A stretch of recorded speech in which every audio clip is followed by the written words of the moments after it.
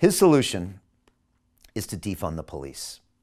And you can see this headline here that just recently appeared, and I'll read it out for you. It says, Sadiq Khan announces £500 million cuts plan to London Underground, Met Police, and the London Fire Brigade.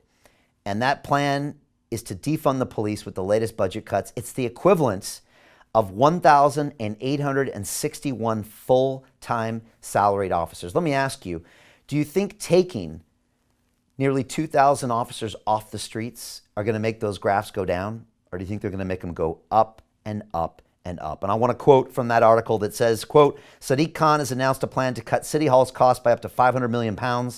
Policing, London Fire Brigade, and Transport for London are all set to see significant reductions in their budget over the next 2 years. And that includes that plan I mentioned to defund the police by £110 million. I want to show you another headline that says police in England and Wales are now facing a new era of austerity. This is something that our current mayor is promoting. Austerity for the same police force that is allowing our teenagers to die on the streets. And the article goes on to quote, the mayor of London, Sadiq Khan, has warned the funding crisis endangers the government's pledge to recruit 20,000 extra police officers to fight crime and risks leaving the police, quote, with one hand tied behind their back.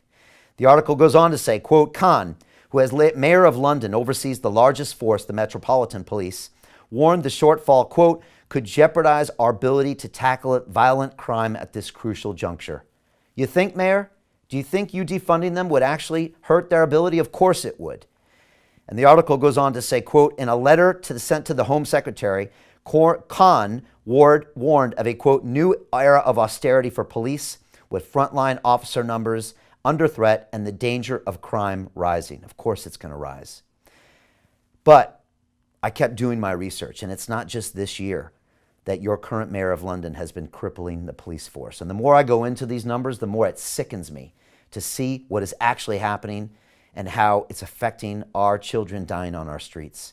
Back in 2018, the current mayor was forced to admit that the number of police officers per head of population in London was at the lowest point in 20 years, and that police spending per head had fallen faster in London than any other police force on his watch.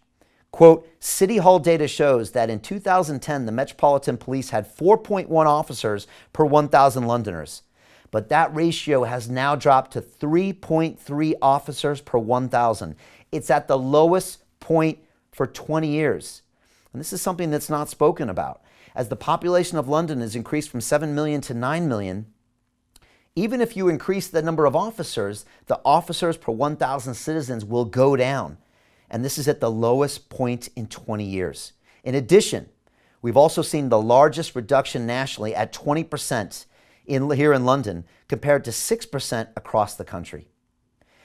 London now has the lowest number of police officers per capita than any city in the UK. Let me repeat that. London now has the lowest number of police officers per capita than any city in the UK. No wonder violent crime is going up. No wonder knife crime is going up. So how can the mayor expect safer streets if you're going to spend less on police? Just do the math. It's simple. The worst part of this whole situation is while all of this is happening, the mayor is pointing the finger. He blames the national government. He blames the police. He blames music. He blames boredom. And meanwhile, it's you and I that suffer. Because we go out into the streets, we fear for our own lives. Our children fear for their own lives. Our children are forced to arm themselves with knives because they fear for their own lives. And then the cycle of knife violence continues and continues and continues. We're 20 years from the anniversary of that shocking killing of a 10-year-old boy here in the streets of London when he was walking home from school. What have we done since then?